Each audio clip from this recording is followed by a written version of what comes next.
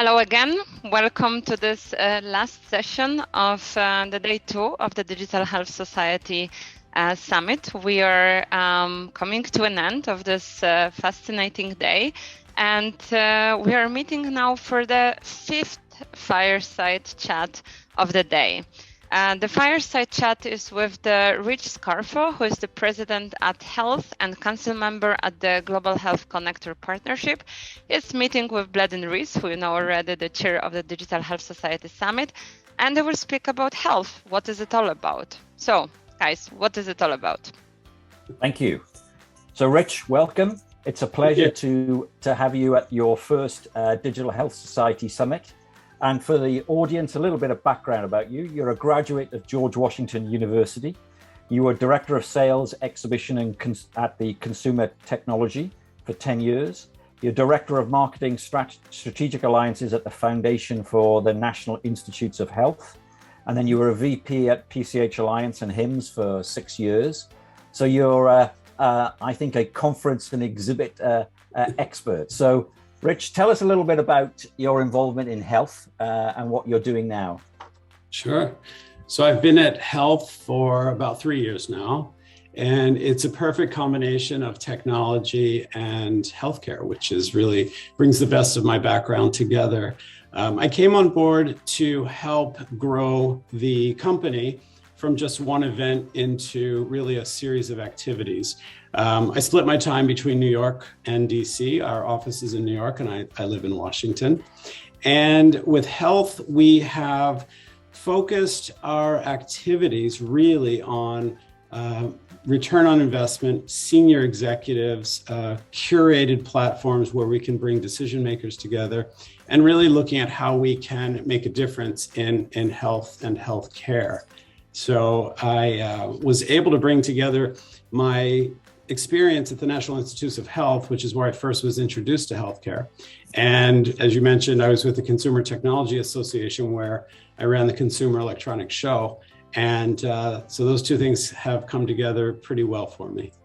So I think when I first started getting involved in health, I used to describe it as going to Boston to get an injection of energy and keep my mojo up when I felt like I was banging my head against the wall with trying to reform healthcare in the United Kingdom. And that conference was Connected Health Symposium, which was run by Joe Caveda. And I think that without flattering you, I think for us, we're really excited about health, and we see health as the go-to event in the United States. But for the audience, perhaps could you just tell them what sort of organizations you look to have, or you've had attending, and the ones that really interest you and why? Sure. So, our event health is, as I mentioned, going into its 4th year. It is a platform that really brings together the innovation spectrum of healthcare and focus on technology, of course. It is a platform for payers, providers, startups and VCs, large employers, and life science companies. And we feel that, by bringing the decision makers and the senior executives together, it gives us our best chance of curating a dialogue that, meets our goal of helping to solve healthcare's biggest challenges. We are focused on really keeping the audience decision makers and high-level executives for a reason. We want, as you mentioned with Connected Health, we want people to come together and be able to have meaningful conversations. And I think for us, it's also important to focus less on the numbers and more on the demographics. The international audience is very important to us because we feel that, health is not only personal, it's global, right? So if we cannot learn from each other and bring in different perspectives and have those conversations with colleagues that are doing things differently than we are, then I feel we've lost a great opportunity. And that's probably a great segue into why you've joined the Global Health Connector and what your thinking is behind that. I think picking up on what I said, the global perspective is critical critical to us. So, we feel the exchange of ideas and perspectives is really important, not only to what we do, but to how, how the world looks at health and healthcare and solving challenges. And, if we're not open to other ways and ideas and perspectives, we can't really learn and evolve as a community or as individuals. So I've always been amazed by the audience and the individuals that you've brought together. And, health has to be really more, it's a community approach, whether it's local or global. And I think that's something that's really important for us to be part of. So we're pleased to be part of this conversation and bring to it what we can, which is a platform. Our platform is in the US, but it does have a global audience that we attract. And we're also able to bring to the conversation, the executives that we touch in the United States, and mainly going back to technology companies and payers and provider systems and life science companies. So I think that we have a wealth of offerings here, but we also need to have the global perspective at our event, so the conversation is complete. And by joining the Global Health Connector, it's really helping to do that. And I think we heard earlier today from some of our ecosystems that were saying some of the things that they need for their startups and SMEs is access to mentors, access to investors. And the reality is that the US is one of the biggest markets, if not the biggest market, in terms of investments into digital health businesses. So there's an obvious link to the community that you have in health. Health, we have 2 events a year. Health is our event that's going into its 5th year. And one of the key demographics at that event would be startups and VCs. We just hosted our event in Boston in October. It was our first live event in 2 years. And we had about 6,500 attendees in person there. And it was very challenging to pull off. But of those numbers, we had 1,000 startups represented at the event. We had about 400 of them exhibiting and another 600 attending. We also had nearly 700 venture capitalists at the event. And what we do to, again, go back to, using people's time efficiently and offering a very good return on investment, but also offering a level playing field. So, startups are sometimes challenged with how much they can invest into an event.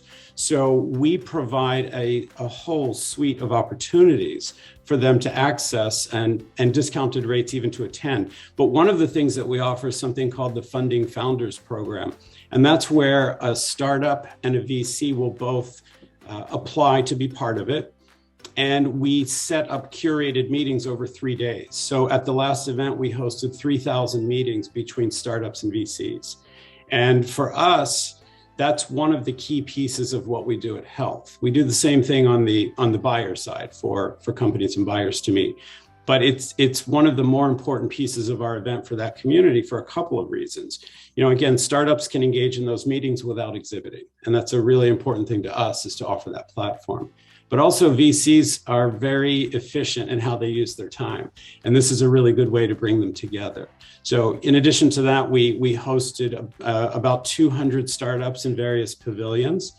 Some were from accelerators, some were country pavilions, and some were more corporate or association based. So there are a lot of ways that we focus on that community, and really for health, focusing on the innovation spectrum, the startups and VCs are the core audience.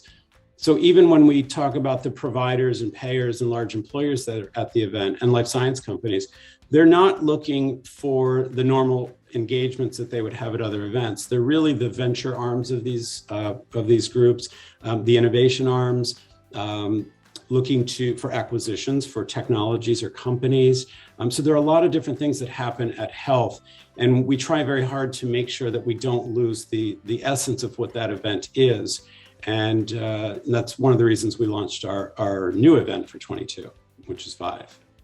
Yeah. So before we talk about a bit about VIVE, if we just pick up on that last one, I mean, the event in Boston, sadly, Europeans couldn't travel into the US, but the Global Health Connector did a virtual event. And the idea is that next year that will be real. We'll be all traveling, hopefully, again.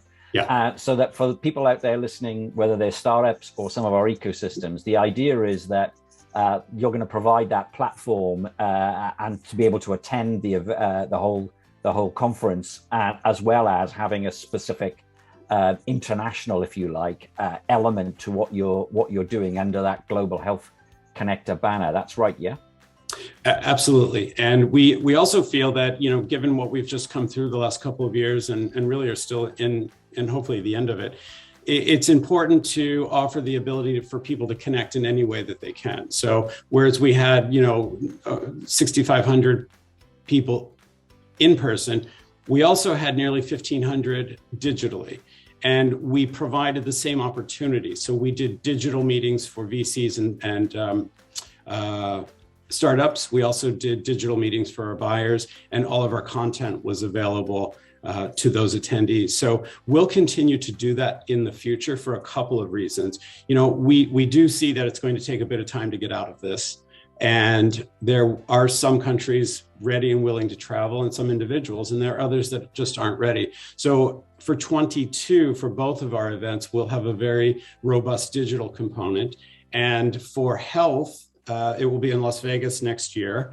And we are really reimagining the event to be much more of an experiential conference, where we will have more of this curated networking. We'll have additional opportunities for startups and VCs, and we're also moving away from very traditional elements of events. So I think anyone that can attend next year will be in for a really nice experience. Great. So the last question before we end, just a little bit picking up about VIVE. So can you just explain what that is and what the difference is between health and VIVE? Absolutely. So coming as we came into the pandemic, a lot of things were changing in the landscape. And what we were focused on is making sure that we provided the right environment for people and looked to meet them where they were. What we saw is a lot of attendees and companies trying to come to health that we didn't feel were quite the right fit. And they were more traditional digital health or health IT companies, and focused more on the business of healthcare, not so much the investment side or the innovation spectrum. So after about a year of assessing all of this, we worked with a key partner, which is Chime here in the US, and they focus on chief information officers as one of their core demographics. And we came up with a strategy to launch a new event, which is VIVE, and that will take place in March of 22 in Miami Beach. And we're focused on a couple of things there. One is providing a great setting. So we feel Miami Beach is good, and it will be San Diego the year after. We're looking at it as very much the same format as health, where we have an expo floor and high-level conference program, senior executives and C-suite as the audience, and curated networking and experiences throughout the evening. But what's different about this event is the attendees will be more focused on the business of healthcare. And the companies that are coming, you'll see much more of the larger EHRs and health IT companies coming from the US and globally. But we're doing it in a very different way. We're moving away from the large trade show model that they're used to, and we're giving them a more efficient way to activate at the event so they can spend more of their time in customer meetings and networking and hosting their own events instead of staffing a massive booth on the floor. Fantastic. Thank you very much indeed. It's great to see you. For the audience, if you're looking to search, it's health spelled HLTH. Rich, happy Thanksgiving. Enjoy the time. Thank you very much. Thanks for including me. You're welcome. Okay, bye. Bye.